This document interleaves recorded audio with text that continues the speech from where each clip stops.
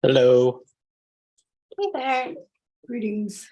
I'm gonna try to get on my computer screen too, so I might get kicked off. I'll try to do this quickly though. Bear with.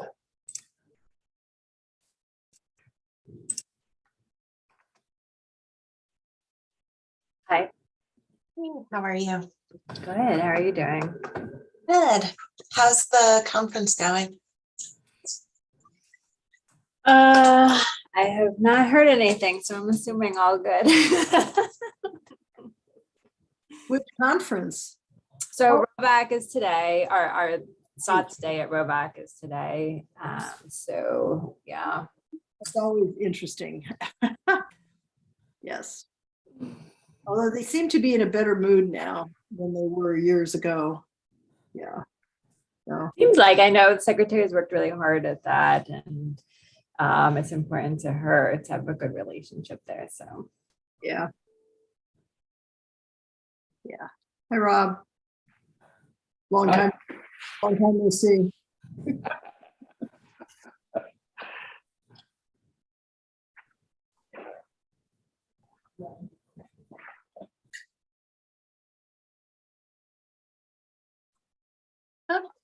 The last one.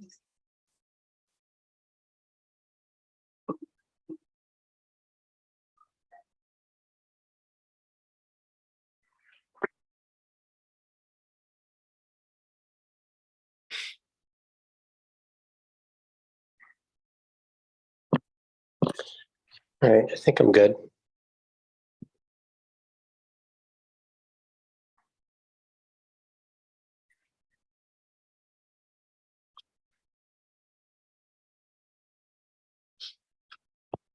So Steve is in the agenda, so I'm assuming he'll be on in a sec. And John is also requesting access, so I'm assuming he should be on any moment now.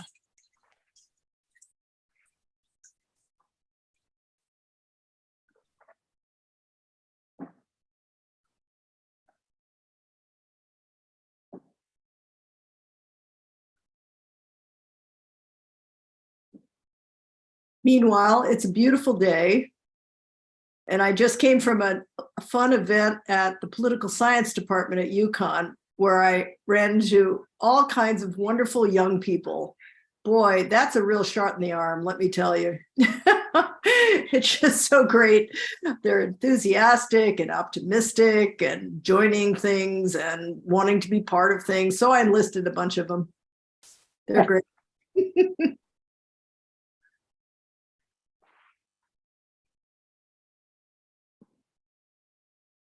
Denise, I think you are a far better people weaver than even I am sometimes. Well, I do go out and about a lot, so that helps. But yeah. Well, once you retire, you start asking yourself, how do you want to spend your time and with whom? Mm-hmm. I kind of thought young people would be really great. And, I think it's a good move. I mean, I like it. I'm going to teach a course next semester, spring semester, on state and local government. Oh, that's wonderful. Yeah, Good for you. fun. Yeah, it'll be fun. Just keep the tennis to TV, not the court for you. Boo-hoo, you're making me I know. sad. I know. Yeah, I think I'm done with tennis, or it's done with me or something. Yeah. Yes, I had a bad knee meniscus tear, so I've been limping around for months. Yeah, it's terrible. I feel like Paige Beckers, only I'm not as good an athlete. For all of you who follow women's basketball.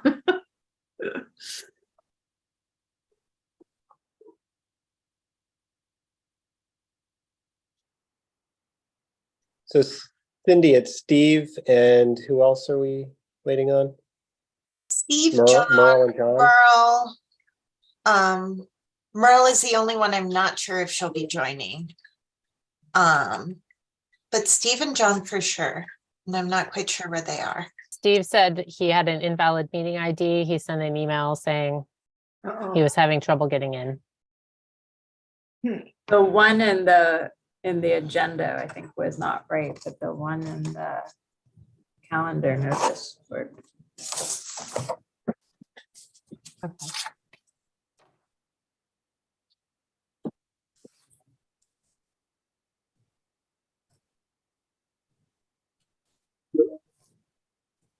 Okay. I just sent another link, so hopefully they get that.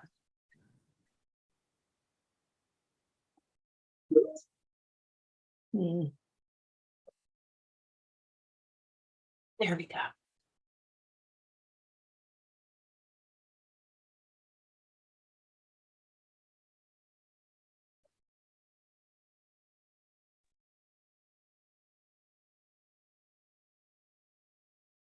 Oh, there's Steve.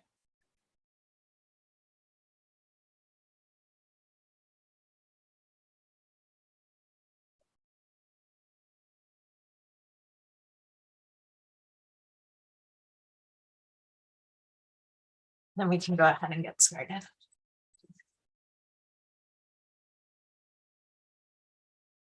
Sorry, Steve and John, for the confusion with the Zoom link. Hey, I'm in. I'm No in. worries. We're here. So I assume everyone has the agenda in that case, since there was the wrong link there. And we'll try to get through all of this in 50 minutes, since I know, Steve, you have a little bit of a time crunch. I do, but don't stop on my account. So first and foremost, we wanted to go through and discuss a little bit the roles and responsibilities for the subcommittees. I think there are some questions across the board, and we want to work with everybody to make sure that we're all on the same page, and therefore are able to kind of move in the same direction. We're looking for the commission to really be a strategic guider for this sector and kind of move everyone forward, but not necessarily produce materials, curriculum, and other things like that. Instead, really focus on connecting people, connecting the right projects to the right people, and take advantage of the little bit of time that everybody has to make this as productive as possible. Jason or Denise, do you have anything to add to that? No, not really. I think it's important to think about defining outcomes. I know each committee is coming up with plans, and we're hoping that will be the blueprint, and that we'll just use those blueprints to move forward. But as Cindy says, I think the commission itself will be more of a guidepost than it will be an organizer of events. There will be some of that, but I know that every time I talk to anyone, they all think we're going to be arranging events all the time for this. And rather than that, I don't think we have the capacity for that. I don't think we ever will, frankly. And I don't think that's the mission of this group. So just to reinforce what Cindy's saying, people will come to us with projects, and they already have. And that will probably go through the humanities process in terms of grants being given to do certain things, but we can certainly set the agenda, and I think that's our job. Yeah, Rob, you're typing something into the agenda that looks like an email of sorts. Interesting, and you're muted. I would only add, I think we're just cognizant of everybody's time. We all have senior roles in the positions that we're in. I think adding a lot of work that pulls us into the weeds is just going to complicate everything. So the goal here is really to just be and focus on strategy and being the connectors we are. That said, the goals we'll discuss below and can modify that as well as the initiatives. But I think we all need to be realistic about what this commission is and what it can accomplish. And I think our strength is really in the relationships we have across Connecticut. And so thinking about that, today we wanted to have a short conversation about the goals for each of the subcommittees and what specific initiatives will be needed to reach those goals. And so the agenda links down below to those subcommittee charges that we drafted back at the January 2023 meeting. And so I don't think we need to go through each and every one of these today, but keeping in mind, Jason, Denise, and I drafted quick goals that we put in here, but feel free to refine those. Feel free to identify more goals for your specific subcommittees. But I think really building these plans around high level goals that we can achieve. And then from there, we can filter down to the organizations and people that we feel are important to help make those a reality. And I think the one area that it would be helpful while we're all here together to think about is there is some overlap between community and organizational engagement and education, and also engagement and tourism and marketing. And I think those are two areas where we probably need a little bit of clarity. And since the three of you are here together right now, I thought we could use a few minutes to talk through. Initially, we thought about education as being mostly students and engagement as being more public education with museums and things. But I know that the education subcommittee would like to approach more museums and other organizations, and I'm not sure where the capacity is on engagement. So I welcome your thoughts. Yeah, there are, as you've been to the meeting, Cindy, you know, there's people on the education subcommittee who would like the education bit of this to be broader than just pre-K college, as you're stating, but be education in a broader sense. But again, as I desperately don't want our work to impede the work or to challenge or anything the work of others. So say if it's to be purely pre-K college, if that's the best way to go, let us know and we'll do that. But if it's a broader mission, then there'd be members on the subcommittee that would be encouraged by that.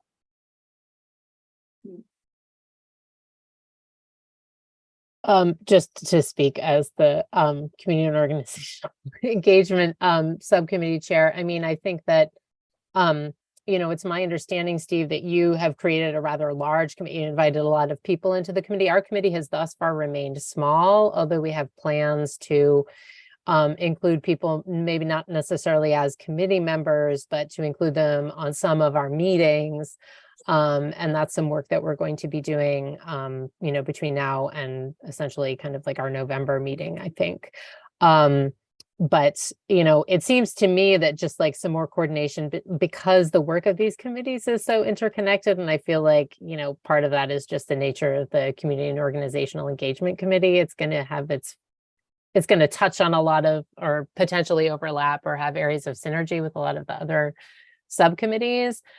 So I think one thing I might suggest is thinking about mechanisms to keep our subcommittees in better touch, without necessarily having to attend all of one another's meetings. If we can think of some good mechanisms, and you know, I'm thinking to Rob's committee here too, in terms of marketing, you know, all of the subcommittee work touches the others in different ways. So I'm wondering, you know, these subcommittee chair meetings can be one space for that, but that also seems to be, you know, much more focused on the higher level picture of the commission. So I think what we're talking about here is overlap in terms of the work and figuring out where the division of labor is. So I don't know if we want to have another meeting about that, or, you know, what the best mechanism is for doing that as we develop our plans, or maybe it's just sharing documents with each other and knowing a little bit more across the subcommittees, like being able to see one another's work a little bit more, and like who's there and what your plan looks like so far, so that we can kind of interpolate. I don't know if anyone else around the table has some thoughts or ideas. It's like 4 p.m. So, you know, like, I would just say that thinking about the idea that there's pre-K college, and then there's civic engagement, public engagement, there's obviously a gap there. I mean, and so maybe the idea is to look at each other's plans and fill in the gaps, so to speak, because a lot of people don't go to college. And, you've got a very broad public out there. I'm always struck also by the fact that all of us think in terms of meeting places and so forth. There's a whole social media piece to this that we haven't talked that much about.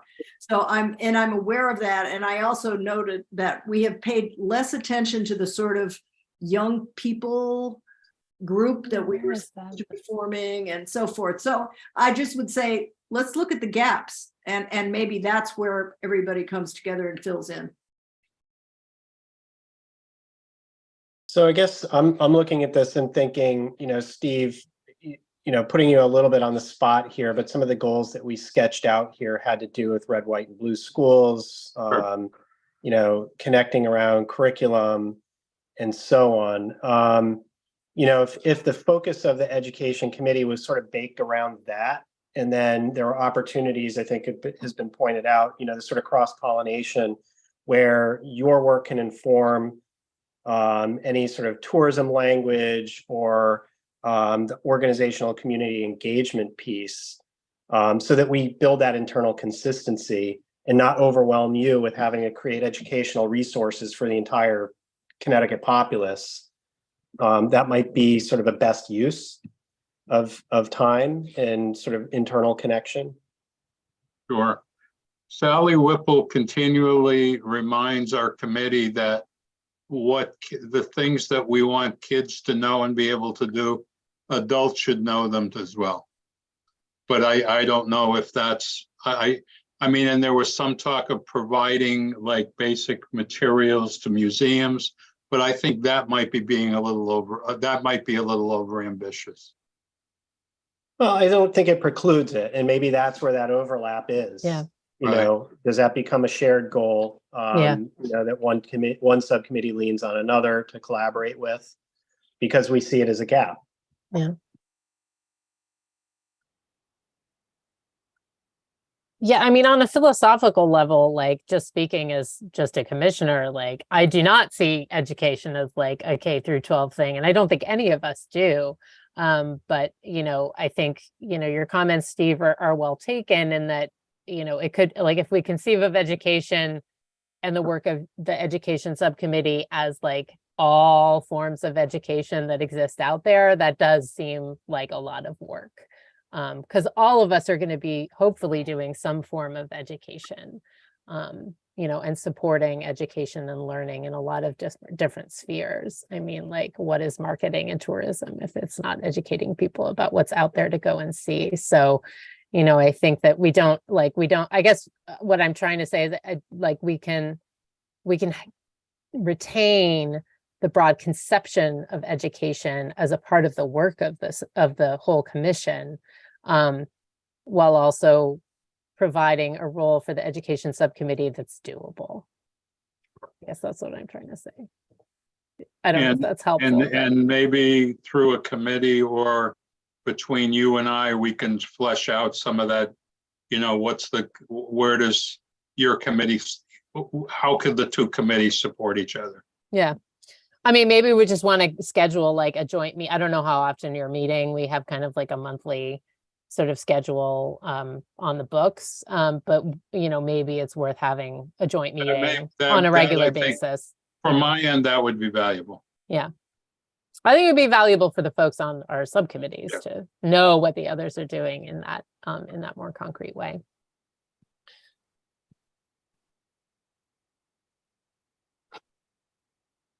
Rob, that's one do you thing. have anything to add? You came off of mute.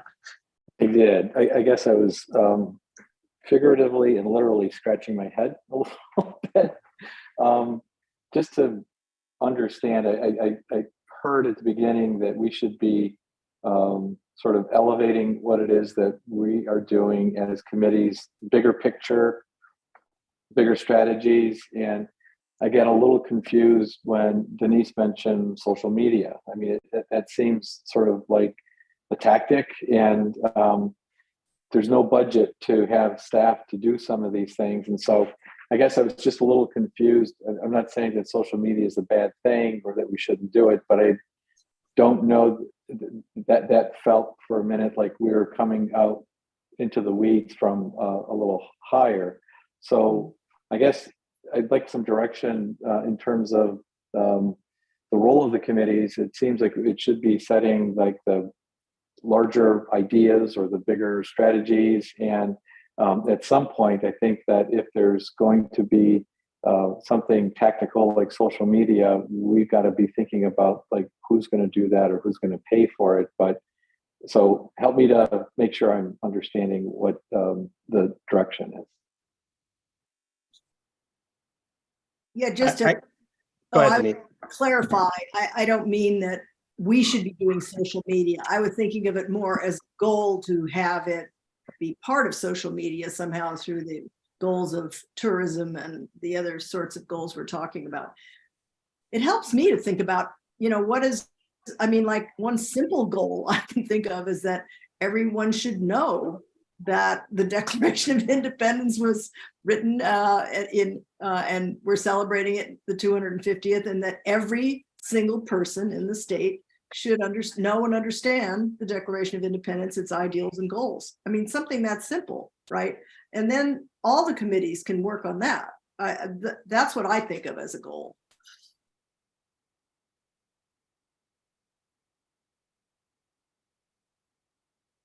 But I think your point, Rob, is well taken. And I think maybe it's thinking more in terms of some kind of social media toolkit that then we can distribute and have other people actually do the work for us. I think that would be doable as opposed to having a huge campaign on our hands. And I think I agree that once we have these subcommittee plans, we can do more work in terms of looking at one another's. Further down on the agenda, we do have a rough draft of the agenda for the October meeting, and that does include some time for discussion, with the hope that all of the plans can be submitted by October 10th and give us enough time to distribute those that day, so that commissioners have about a week to look at them and can come prepared to the meeting with specific questions. And hopefully that can be an opportunity to point out overlap that we missed, and really think more broadly about what exactly the subcommittee goals are. Is there anything that's missing?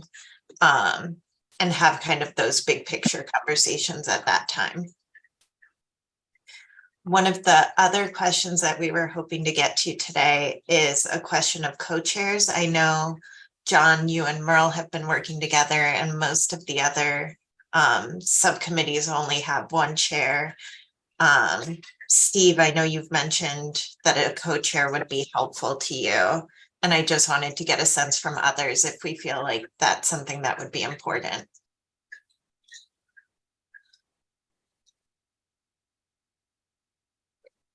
I would support it, just because we've had some issues with conflicts, or like if there's a meeting but the chair can't be there because something else has come up, what's the mechanism for?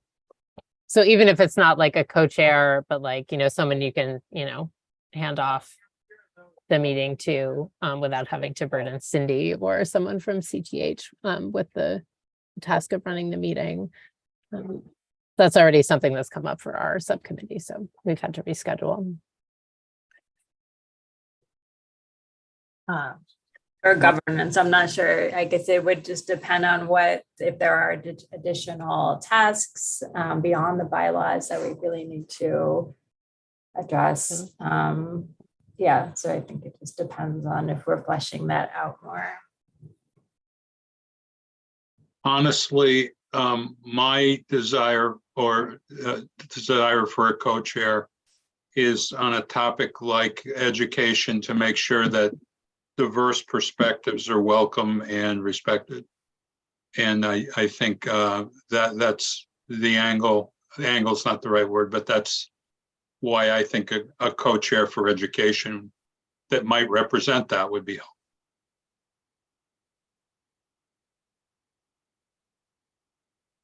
I gave it a thumbs up, but I could use the help. And I touched base a little bit earlier with Cindy and Jason, and talked about some individuals in tourism to bring on that would be a big help. So I'm going to reach out to Frank. I think we talked about, and I would find it to be very helpful.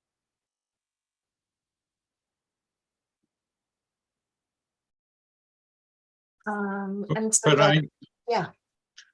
Cindy or Jason or Denise, if I had, or if any of us had an idea of a potential co-chair, is it appropriate that we reach out to them, that one of you reach out to them? What's the proper procedure on this?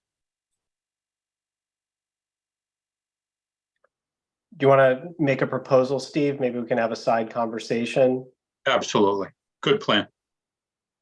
Yeah, and I would encourage, Denise and Cindy and I spoke earlier. I think as long as the chair is a member of the commission, we can have a co-chair outside of the commission. So if you want to think a little more broadly, you have liberty to do so.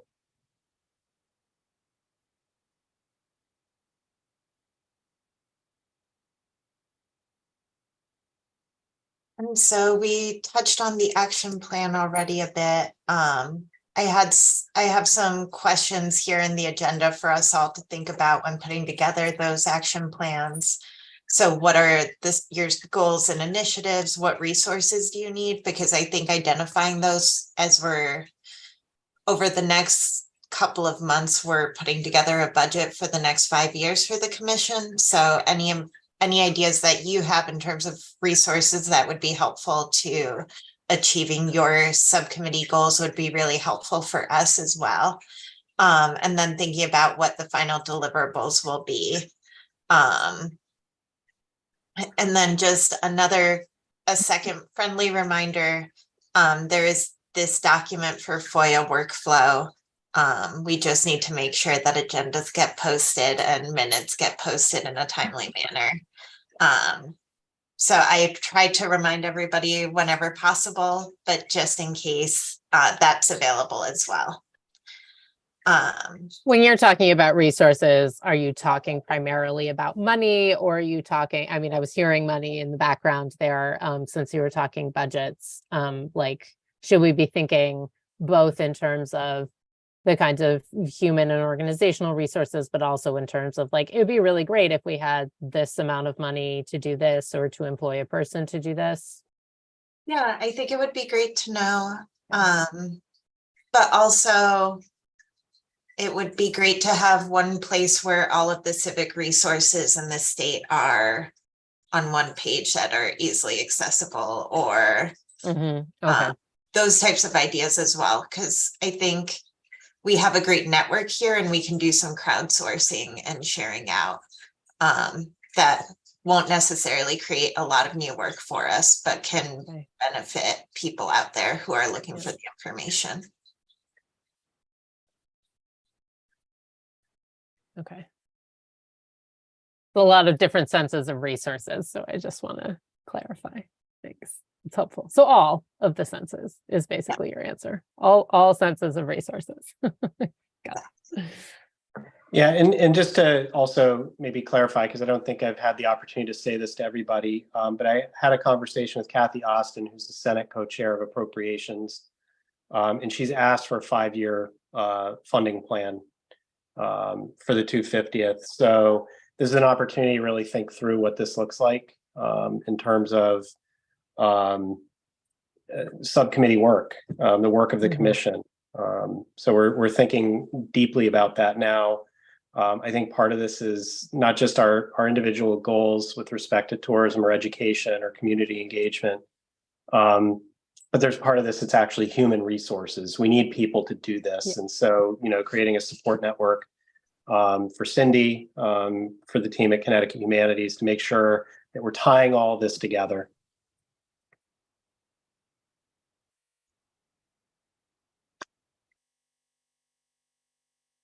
So moving on a bit, there have been some questions about assigning subcommittee members onto these subcommittees, and I think we have been very, very loose in that process. I think in terms of the interest forms we've received at this point, I believe closer to 35 responses. Some of the subcommittees have taken new members, some haven't, just depending on where you are in your planning process.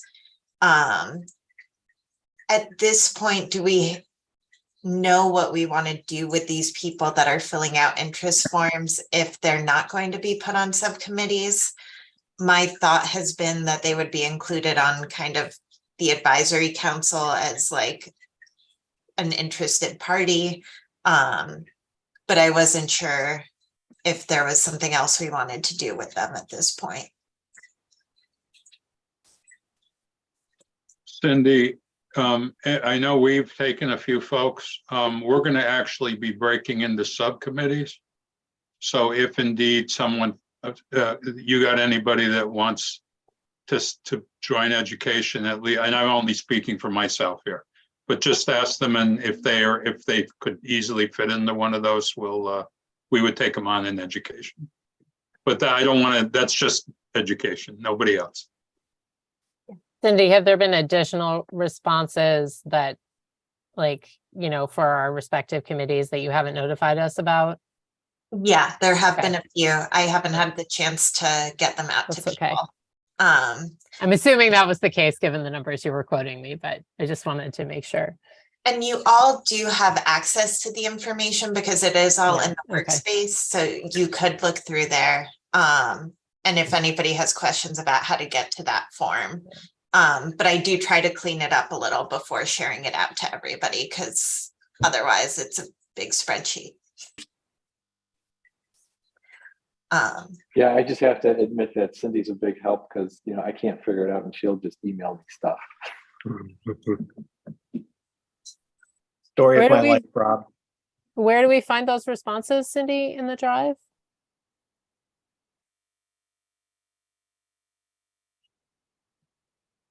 So it is in America 250. So there's the drive, then the general commission folder, and then there's interest survey responses.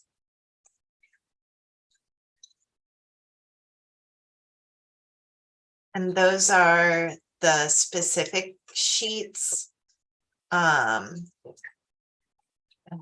There's also, I'll share the link with you all right now. There's also this spreadsheet with all of the responses, and this is populated automatically as people respond.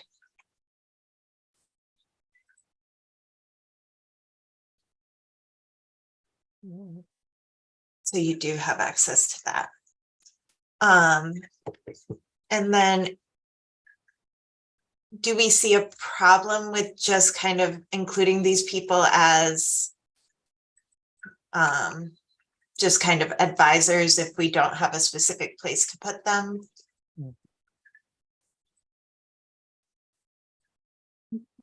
What would that mean? Like, I'm seeing a lot of people saying they'd like to be put in touch with people in their town. So to me, that means more like on the ground, people actually, you know, running projects. So it would be, in my mind, that's different than being an advisor. And I think we're going to need a lot of people who are on the ground. So I'd rather keep them there if that's what their interest is. So those folks I am currently, if we have a contact in their town, which we are making progress with mayors sending their contacts as we speak. So if we have a contact and somebody said they would like to be more involved locally, I've been sending their information forward. Where we don't have a contact yet, I've just been parking those, but once we do, I would plan to send it. it's more the people who are not interested in being involved locally and only really express interest in a subcommittee Mm. where we might not have room for them on the subcommittee for whatever reason. Mhm. That's the bigger question. And it might be that eventually we just remove the option for expressing interest in subcommittee work. And maybe that's the way to go. Cindy, just out of curiosity, how many towns do you have contact information for? As of today, I want to say 6, so not many. But we've sent out an email to all of the mayors and first selectmen, and those responses are coming in. And we're sending a mailing next week to follow up on that email. So the hope is that between those two, we'll start to pick up on that. And then after that, I think we will need more reach out from the commission to help get those answers from Denise. Yes, you should all know that email just went out, so we're just now getting responses as people read their emails. But also we have arranged to meet with all the different COGs. The COGs are the place where the first selectmen and mayors get together regionally by region. I think there's 8 regions now. So we are actively going to those COG meetings to approach the mayors and ask for their help in identifying local people who would like to be involved in it. So that'll do a lot, I think, to get things moving at the town level.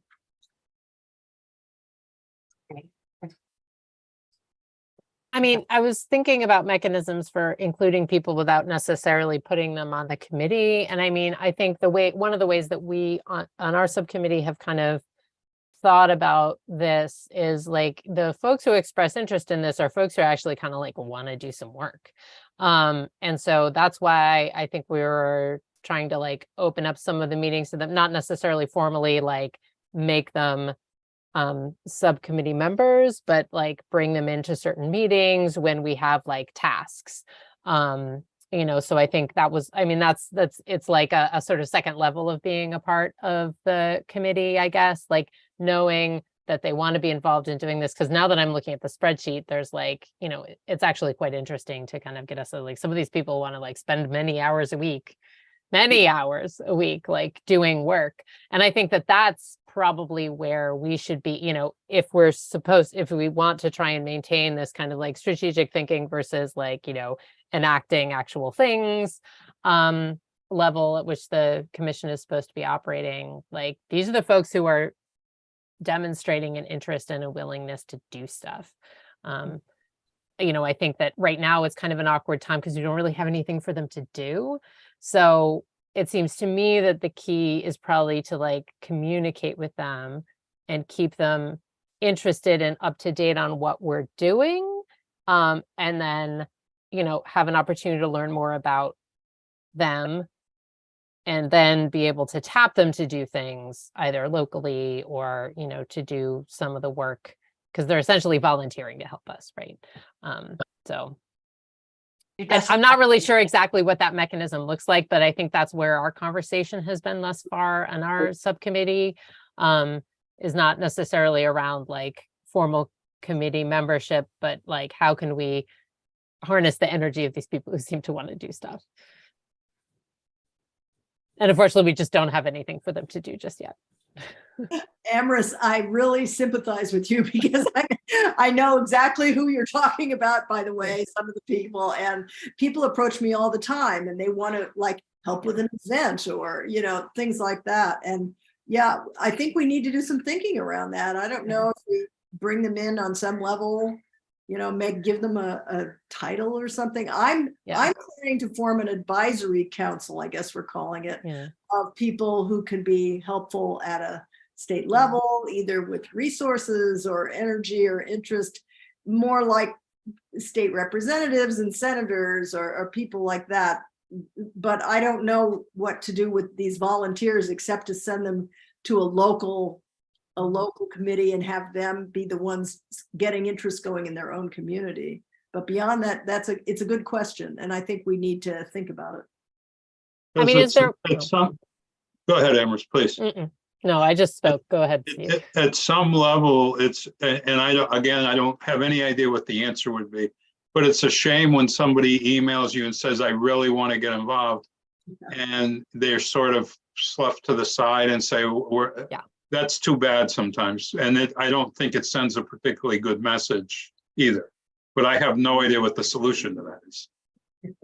I wonder if we just come, like, I mean, we can, like, I don't know. I'm just thinking in my mind, there's kind of like a community action team that's out there to, like, you know, do stuff on the ground. And maybe it's just like coming up with an interesting name for the folks who have, you know, for this group of folks who have, you know, it's maybe not just advisory, maybe it's more action oriented.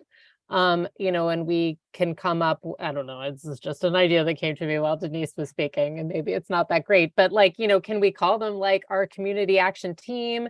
And yeah, I mean, like, keep them engaged through, just like Rob just indicated in the chat, you know, like, keep them updated on what's going on. You know, is there a way that we can bring them all together in a virtual meeting and just kind of, you know, like talk, you know, like, here's what we have for you to do right now. You know, maybe the subcommittee chairs go to this group, we convene them all, you know, on Zoom or something. And here are the tasks that we've got, you know, like, who wants to do this, who wants to do that. I don't know if there's a more efficient way of doing it, but at least at this point where we don't have a lot to give them just yet, but we don't want to lose their engagement. You know, maybe just like kind of giving them a name and grouping them together and calling them, you know, like the commission superheroes or something. I don't know, like something that just like feels like they got something out of like filling out that form, you know, that there's a there, even if we don't have a real there just yet. I don't know. Because we want to harness this excitement, and we don't want to lose it. And, you know, we're the ones who have the work to do to get things ready so that we can activate all of these folks. Yeah, I mean, most museum or cultural organizations have a monthly digital, you know, newsletter, and we have sign up. And so at least there's a way that people can feel like they're getting information. And as things develop, then there might be opportunities that are more specific and more hands-on. But it, you know, Cindy, I think you sent in the chat that you're already doing a monthly update, and then maybe just grab these people so we keep them warm and they know that we're interested and they're engaged that way. Yeah. And when we want more, I you know, this is very like in the weeds, but it just occurred to me, I think our list is like, I don't know, 10 or 20,000 people that do this, and every organization is going to have that kind of similar reach. And so getting the word out that way, I think is just something that'll be pretty easy to do. That's great, Rob. Thanks. So in looking at the time, I'd like to move on to the IDEA assessment and toolkit. And John, I will ask for your help a little bit in explaining this. Oh man. Yeah, you're on the head. And I just threw the link in the chat as well. Yeah, let me.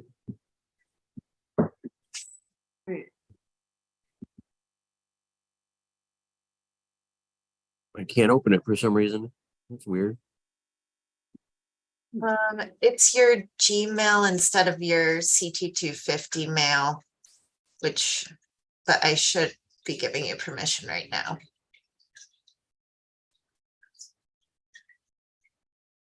All right, let me try again.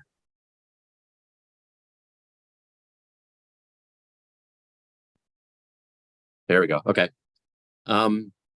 Yeah, so Marla and I basically wanted to put together, you know, a high level conceptual,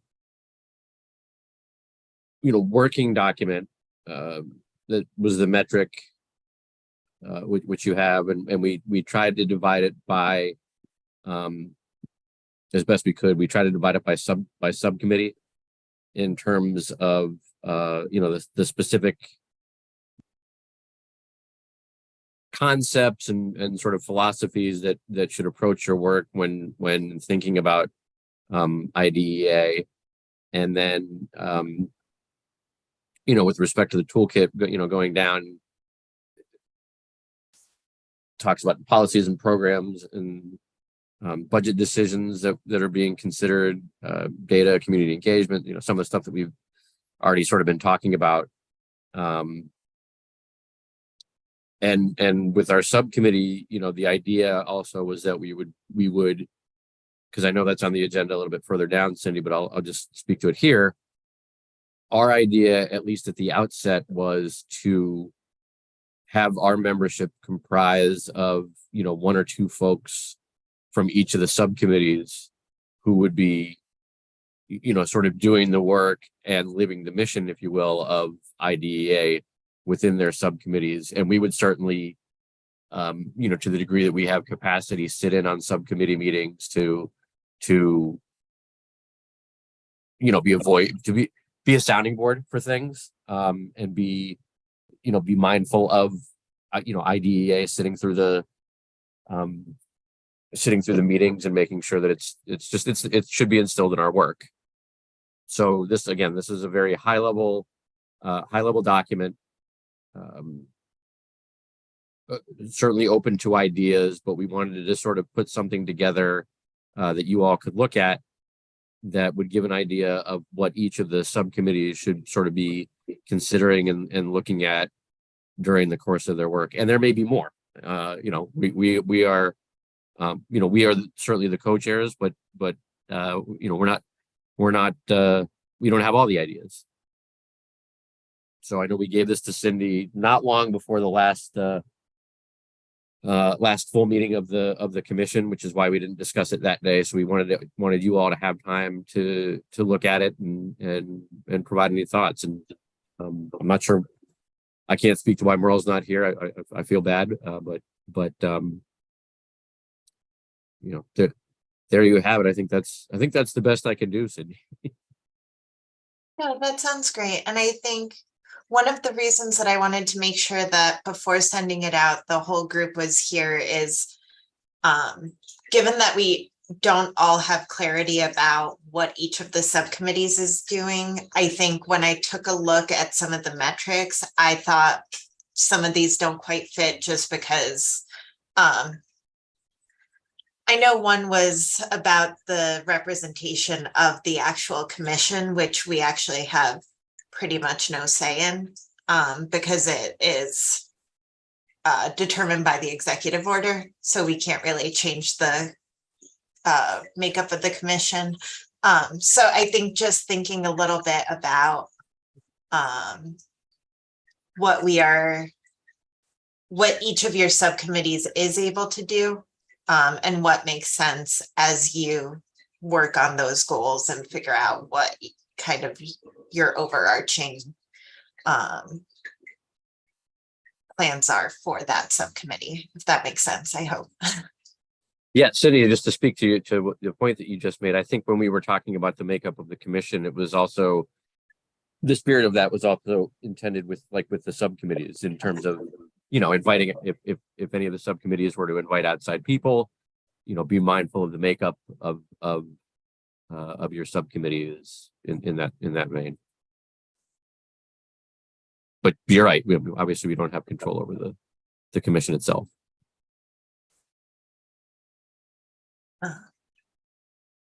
Yeah, I'll welcome you all to send any feedback to John and Merle as they keep working to refine it.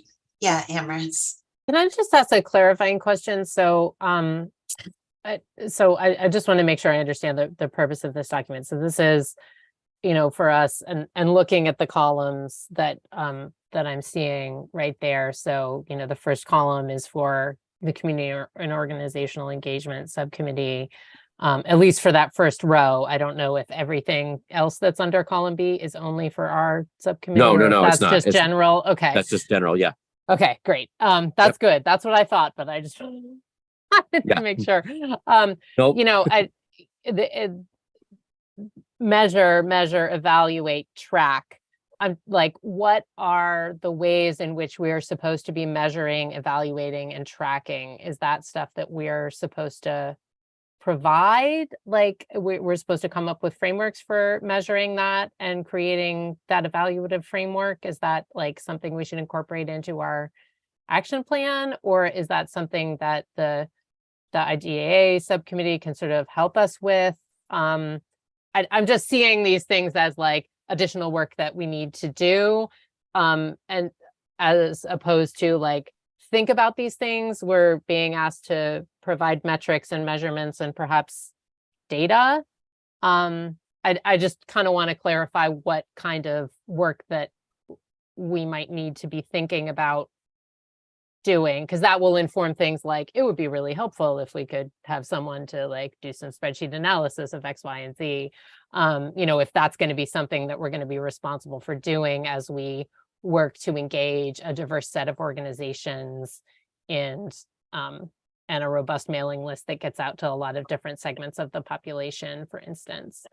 So I think to answer your question, I think to the degree that our work is FOIable, I think we do want to try to track and measure things as much as possible in this degree. I can't specifically say if there are tools out there. I have to think that there are, and Merle might be better educated on that than I am. Sure. But I would think that there are tools out there that we could probably grab a hold of that would help ease the burden of some of that work. But I would, I think we are both of the mind. I certainly am of the mind that, as we get deeper into what we are doing, in the world that we live in now, this is the kind of stuff that will be asked of us potentially to provide information. And if we are not prepared for that, because we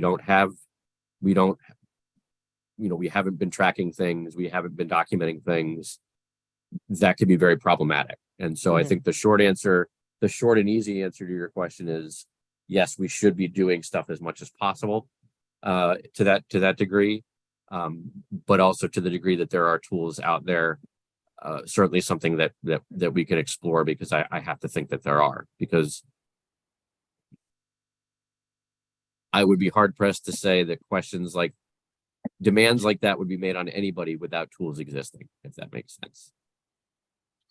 John, I'm glad you brought this up, because I think, in as much as we have to report back to the governor annually on the commission's work, I think it's an opportunity to reflect on the specific charges of the commission, align what you've done with this matrix with that.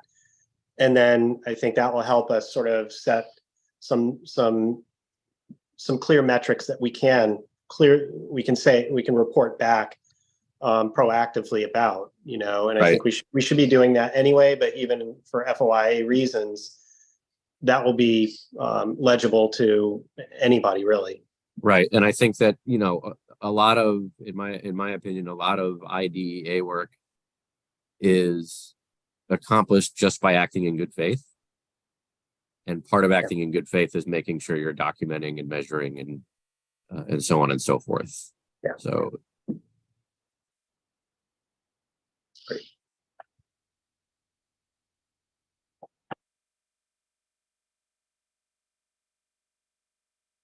So then I think the last piece of today's agenda is looking at the draft agenda for October. There's been a lot of refinement of this, but I think the biggest question for that meeting, well, there are a lot of big questions for that meeting, but what I am really hoping very selfishly to get out of it is this events approval process and criteria, because we are starting to get more and more events sent to us, and I hesitate to share anything until we have this in place. And I think that's just going to continue over the next, well, obviously the next 3 years, but I think more and more people are creating events as we're getting the word out. So I would love any guidance on that approvals process and any feedback that we can incorporate so that we have a good document in front of everybody on October 18th and hopefully can move forward with that process. And yeah, Amherst, I don't see why not. I think you're welcome to share the IDEA metrics with subcommittees. It just seems like it will inform a lot of our thinking about the resources that we need to do the work, and the questions that we may have about how we should be doing that measuring and evaluating. And again, our intent with this is Yeah. it's a living document. So if Yeah. there's questions and suggestions on how to change it, I think that's 100% our intent, is that this was not, the box to live in, but it was a start. And I will say, I think that we can do our best to try to incorporate some easy mechanisms for collecting some of the information. For example, if we do have people submitting events, we can ask for some of the information and use that for reporting out how many of our events had ASL translation, things like that. So I think we can work together to make reporting back as easy as possible and hold ourselves accountable and hold organizations accountable. Yeah, that's great. I mean, even that provides some concreteness to like what actually we're sort of measuring. And so I think, great, thank you. That provides a lot of clarity. Can you clarify, like, after going through the approval process and being approved, what's the benefit to groups for that? Is it being included in the online calendar? Are there other like marketing? We do have social media. It's not very active right now, but I think that's one area where we could, if there's an event that we would like to amplify, we can start to use that more to share out events that are happening. We have a mailing list that's at about 200 people right now that will continue to grow, and we're able to amplify events through that as well. So I think there are a few different levels, and we talked about eventually having the potential for commission sanctioned events, which we might do a bigger degree of promotion for. But at the very base level, I think knowing what is and isn't negotiable in terms of things that we're willing to share is really helpful.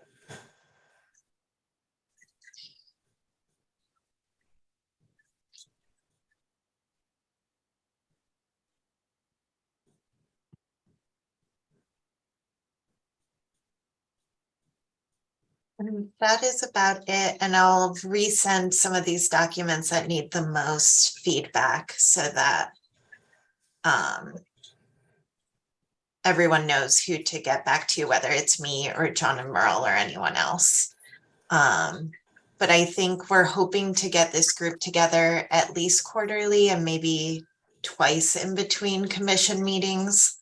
The bylaws, which will be shared soon, set up a position to kind of treat this group as an executive committee for the commission so that we can have these meetings bounce ideas off of one another and adhere to FOIA without having to get every single person on the commission in the room together. Cindy, if I could just ask you to make the same permission adjustments to some of those documents that would allow us to print or download them, that would be great. Yeah. Sometimes I just want to read something on paper and think about it on paper while I'm not looking at my computer. So yeah, I will figure out what's going on. That's okay. I mean, there may be some universal setting that you can change about security on the, Hopefully. yeah, hopefully, right? That's what I was trying to do, and I was inadvertently typing on it. I was trying to print the darn thing. Yeah. Glad I'm not alone in my desire to print things for editing. Rob disseminated the nuclear launch codes. Way to go. State secrets. You do have a very presidential office behind you. Yeah, have to go through a leather rope to get in there. Ah. It's very residential. It's a velvet rope. Oh, And the oak all over your walls is just a sign of the Resolute desk right behind you, right? I'm saying this is not really on the agenda. I know we're at 5:00, but I heard a wonderful story on NPR yesterday as I was coming home that was about the people who are mostly immigrant women who hand embroider all of the flags that are used like in the White House and in the Capitol. If you haven't heard this story, it's just a really wonderful story about, craft skill and labor. And 200-year-old practices being maintained through this very interesting symbolic and civic purpose. And it's just worth a listen. It was on All Things Considered yesterday. Maybe it's worth a share with our broader audience. Yeah. Just Sounds great. very, Thanks. very cool story on so many levels. So. Oh. Like some provisioning, it's a government facility like outside Philadelphia and like some unobtrusive building, but it's apparently people wait years to get these jobs, these coveted positions, as like flag embroiderers. well, I will let everyone go. It's the end of the day. But thank you so much for Thank all you. of your Good meeting. Yeah. Oh, Jason Thanks. found it. I dropped it in the chat. Nice. Thanks for the heads up. Good to see all of you. Thanks, Jason. Thanks, Cindy. Thanks, everybody.